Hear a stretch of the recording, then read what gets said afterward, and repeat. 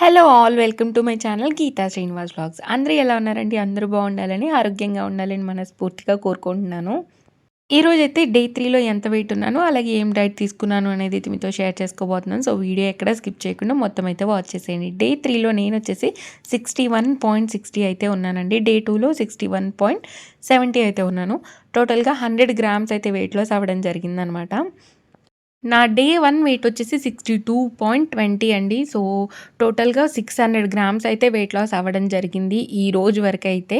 ఇంక ఈరోజు మార్నింగ్ బ్రేక్‌ఫాస్ట్‌లోకైతే మంచి స్మూదీ చేసుకుందామని చెప్పేసి ముందు రోజు నైటే డ్రై ఫ్రూట్స్ అన్నీ నానబెట్టుకున్నాను.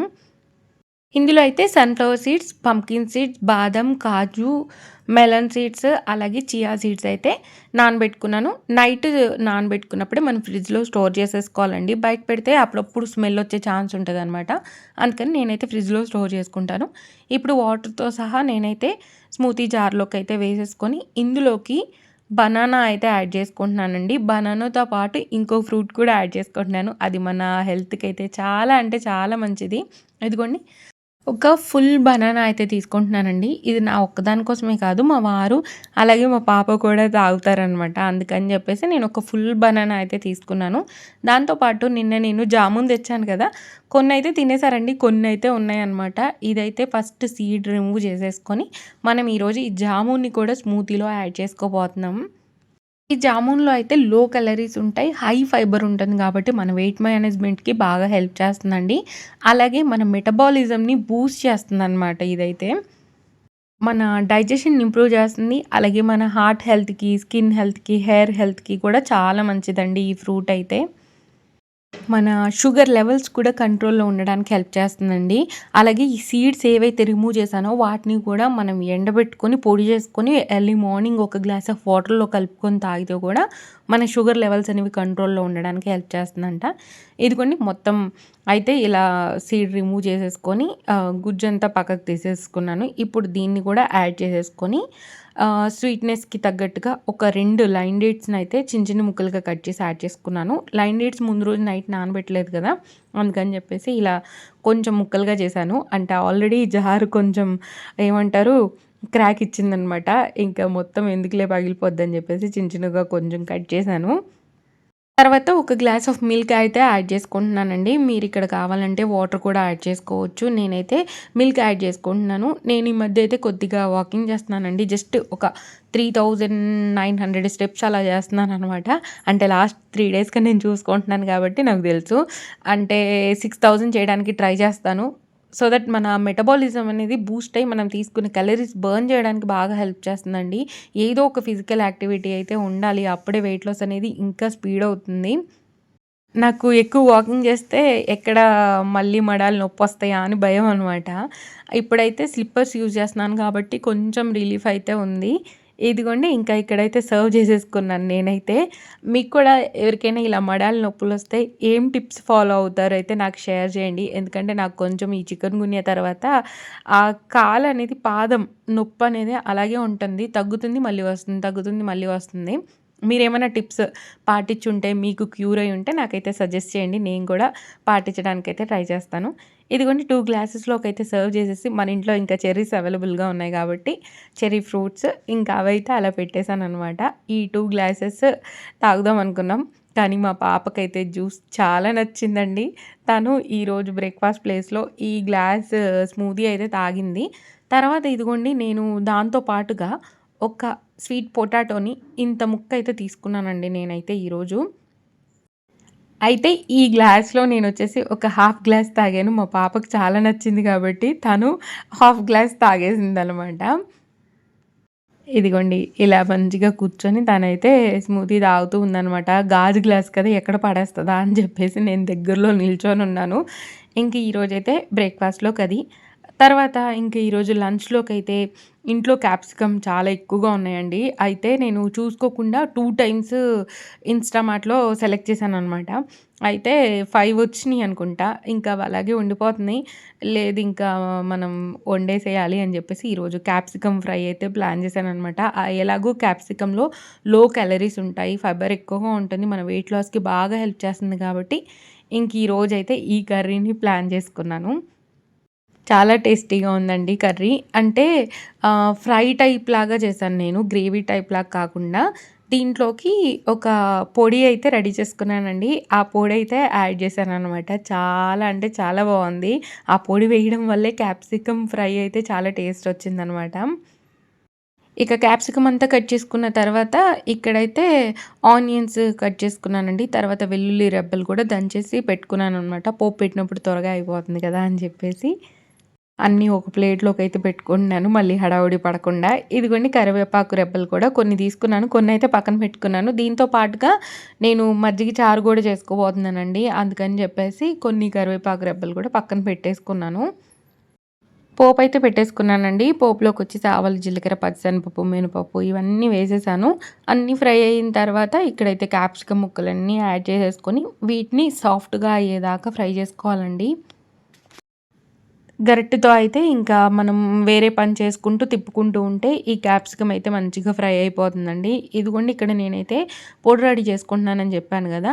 ఆ పొడిలోకొచ్చి ఇక్కడ 2 ఎండుమిర్చి అయితే ఇలా తుంచుకొని యాడ్ చేసుకున్నాను. ఎందుకంటే నాకు భయం అనమాట పేలిద్దేమో అని చెప్పేసి.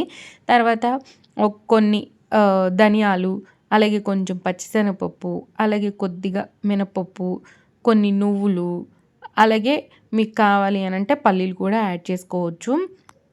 నా దగ్గర పల్లీలు ఆల్రెడీ ఫ్రై చేసి ఉన్నాయి కాబట్టి ఈ ఫ్రైలో పల్లీలైతే వేయలేదు.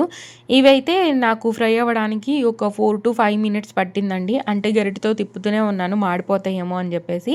తర్వాత ఒక ప్లేట్‌లోకి తీసుకొని చల్లారినాక ఇప్పుడు ఇలా మిక్సీ జార్‌లోకైతే వేసి ఒక 2 టేబుల్ స్పూన్స్ దాకా అయితే ఫ్రై చేసుకున్న పల్లీలైతే యాడ్ చేసుకొని దీన్ని మెత్తగా పౌడర్ లాగా చేసుకుంటున్నాను. ఈ పౌడర్ వేయడం వల్ల కర్రీ అనేది చాలా టేస్టీగా అవుతుందండి. ఇంక ఈ పౌడర్ రెడీ చేసుకొని పక్కన పెట్టేసుకొని ఇంకా క్యాప్సికమ్ ఫ్రై అవ్వలేదనమాట. ఈ లోపైతే ఇక్కడ నేను మజ్జిగ చారుకి పెరుగైతే తీసుకుంటున్నాను. పెరుగైతే ముందు రోజుది కొద్దిగా ఉంది. ఈ రోజుది కొంచెం యాడ్ చేసి ఇలా విస్కర్‌తో అయితే మంచిగా గిలగొట్టేసుకుంటున్నాను.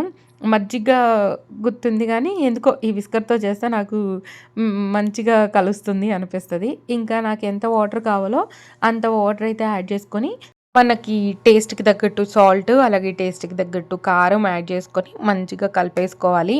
అంటే మీరు ఇక్కడ పచ్చి కారం గూడా వాడుకోవచ్చండి. అంటే పచ్చిమిర్చి పాపకు పెట్టేటప్పుడు ఇబ్బందవుతుందని జెప్పేసి నేను ఒక పచ్చిమిర్చి అయితే యూజ్ చేశాను. ఇక్కడైతే పోపు పెట్టుకుంటున్నానండి మజ్జిగ చారు కోసం.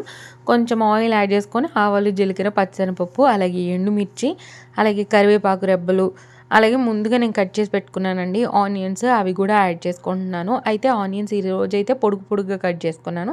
చూసారా పచ్చిమిర్చి అయితే ఒక పచ్చిమిర్చిని అలా సన్నగా తరిగి అయితే యాడ్ చేశాను.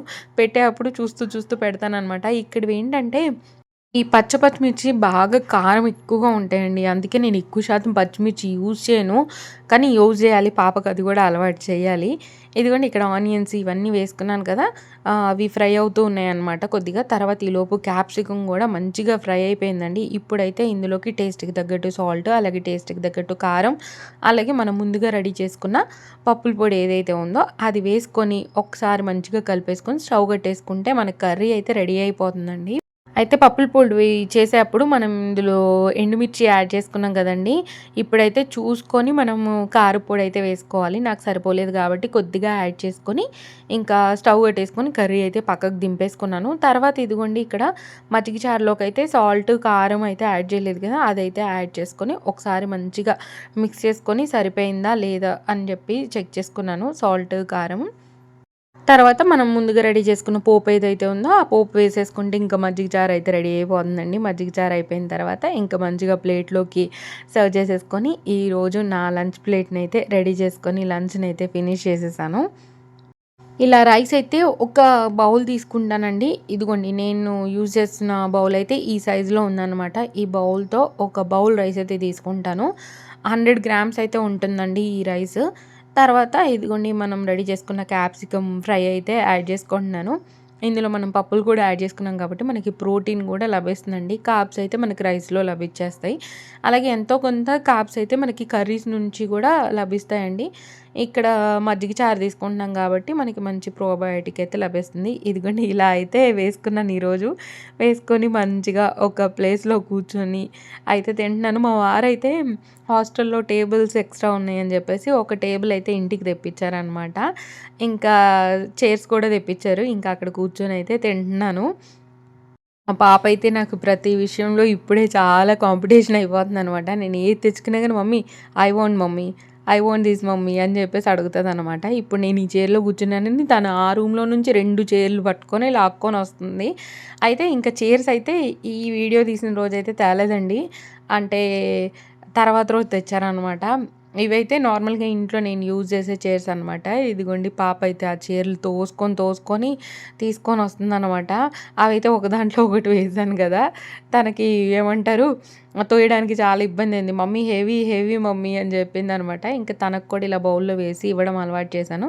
తను కూడా ఇంక ఇలా బౌల్‌లోనే తింటుందనమాట తనది తను. తర్వాత ఈవినింగ్ అయితే కొద్దిసేపు పడుకొని లేచిన తర్వాత ఇక్కడ ఫ్రూట్ అయితే తీసుకుంటున్నాను. నాకు, మా పాపకి ఇద్దరికైతే ఒక హాఫ్ పియర్ అయితే నాకు, హాఫ్ పియర్ పాపకనమాట. ఇలా అయితే చిన్న చిన్న ముక్కలకే కట్ చేసుకుంటున్నాను. పియర్ తీసుకోవడం వల్ల అయితే హెల్త్‌కి చాలా మంచిదండి. బ్లడ్ షుగర్ లెవెల్స్ కంట్రోల్‌లో ఉండడానికి హెల్ప్ చేస్తుంది. ఫైబర్ ఎక్కువగా ఉంటుందండి. ఎక్కువగా ఉండడం వల్ల మనకి కాన్‌స్టిపేషన్ ప్రాబ్లమ్ రాకుండా అయితే కాపాడుతుందనమాట. ఇది అయితే ఫ్రూట్ చాలా అంటే చాలా మంచిదండి. మీకు దొరికితే తప్పకుండా ట్రై చేయండి. పాపకి ఒక హాఫ్ అన్నాను కదా! ఇదిగోండి ఇంకో బౌల్‌లో కూడా హాఫ్ అయితే కట్ చేస్తున్నాను. అంటే హాఫ్‌లో హాఫ్ అనమాట. తర్వాత ఒక ఆరెంజ్, ఈ చిన్న ఆరెంజ్ అయితే తీసుకున్నానండి. ఈ ఆరెంజెస్ అయితే భలే స్వీట్‌గా ఉంటాయి. ఇది మన స్కిన్ గ్లో పెంచడానికి హెల్ప్ చేస్తుందండి. ఏదో ఒక ఫ్రూట్ మనం డేలో తీసుకుంటే మనకి హెల్త్‌కి చాలా మంచిది. మనం మిడ్ మార్నింగ్ స్నాక్స్ గానీ, ఈవినింగ్ స్నాక్స్ గానీ తీసుకుంటాం కదా! ఆ టైంలో ఫ్రూట్ తీసుకుంటే మన హెల్త్‌కి మంచిది. మన స్కిన్ గ్లోకి కూడా బాగా హెల్ప్ చేస్తుందనమాట.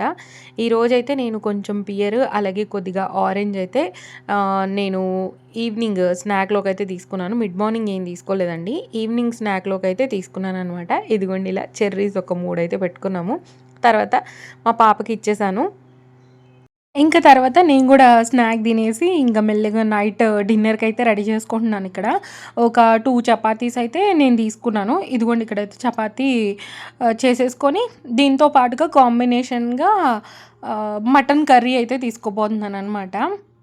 అయితే డైట్ చేయాలి అనుకునే వాళ్ళకి నేనేం చెప్పాలనుకుంటున్నానంటే, మీ హైట్‌కి మీరెంత వెయిట్ ఉండాలో చెక్ చేసుకోండి ఫస్ట్. దాని ప్రకారంగానే మీరు వెయిట్ లాస్ అయితే అవ్వండి. అలాగే మీకు ఎలాంటి హెల్త్ ఇష్యూస్ లేకపోతే ఈ ఇంటర్మిటెంట్ ఫాస్టింగ్ అనేది మీ ఓన్‌గా గూడా మీరు జేసుకోవచ్చనమాట. ఏమన్నా హెల్త్ ఇష్యూస్ ఉంటే కొన్ని ఫుడ్స్ తీసుకోకుండా ఉంటదనమాట. అప్పుడు మీరొక్కసారి డాక్టర్‌ని కన్సల్ట్ అయ్యి, ఆ తర్వాత మీరేం తినకూడదో తెలుసుకొని అప్పుడైతే డైట్ చేయండండి. అది మన హెల్త్‌కి కూడా మంచిది, మనకు కూడా మంచిదనమాట. అంటే ఈ విషయం నేను ముందు నుంచి చెప్పాలనుకుంటున్నాను కానీ, రోజు స్టార్టింగ్‌లోనే మర్చిపోతాను. ఇంక ఈరోజైతే గుర్తుపెట్టుకొని మరీ చెప్తున్నాను. ఇదిగోండి ఇంకా చపాతీస్ అయితే ఇలా 2 పక్కలా తిప్పుకుంటూ కొంచెం ఆయిల్ అయితే యాడ్ చేసుకొని ఫ్రై చేసేసుకున్నాను.